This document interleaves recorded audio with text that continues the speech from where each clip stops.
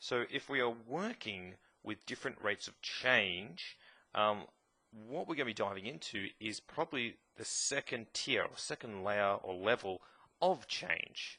So let's just say here we have our function. If we derive it once, we're going to get f dash x. If we derive it again, it's f dash dash x or double dash. Different levels measuring the rates of change. That grammatically makes no sense, but if we're thinking about breaking it down into measuring the rate of change of a rate of change. Okay, so here we have a function. This is measuring the gradient, and this is going to be measuring out how fast the gradient is changing. That's probably the best explanation of helping you. Here's our function. It might be a parabola or something. If we derive it, it shows the gradient, and over here, it's going to show you how the gradient is changing. Okay, slowly but surely the gradient is changing. This will tell you it. This is going to be very helpful in more complex functions. So, if we're looking at this, here's our rules, by the way, you might want to write these down. If x double dash x is greater than 0, then f dash x is increasing. Okay, this, if you go back to how gradients go up, then that will make a lot more sense. If f dash dash x is less than 0, then fx is decreasing. And finally, if x dash dash x equals 0, then fx is stationary. Okay, now this is a little bit of a mumbo jumbo, but let's flick over and make sense of it. So, if we have our f(x) is increasing, okay, here we have two graphs.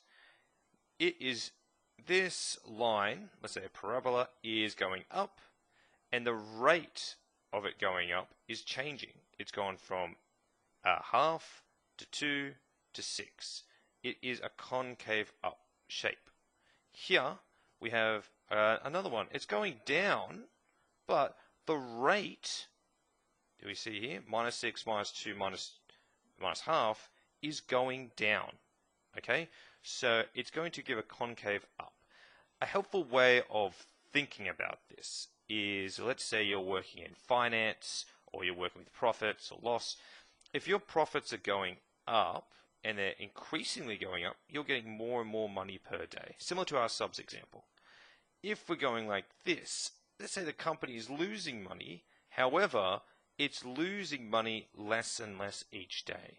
Okay, so we're still in the loss, but we're coming from our red into our black. We're losing less money each day. So I understand why they drew it like this. Both examples are concave up is what we're going to get, is because f(x) is increasing. Okay, giving a concave up shape. F double dash x is decreasing. So this is where our curve is going like this, and the rate of change is going down. Okay, so it's gone from 6 to 1, and this one's gone from -half to -4.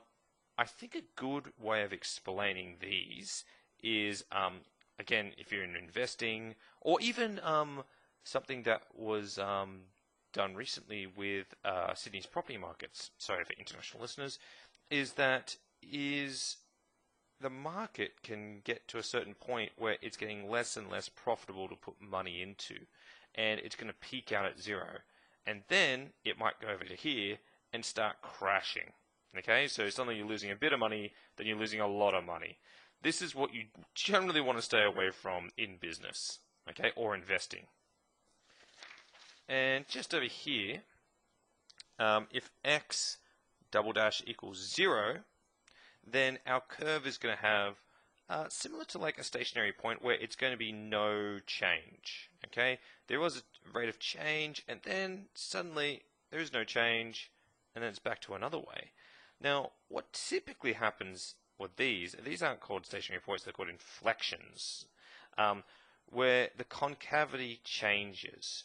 That is, the nature of the curve changes. It's going one way, and then it comes around.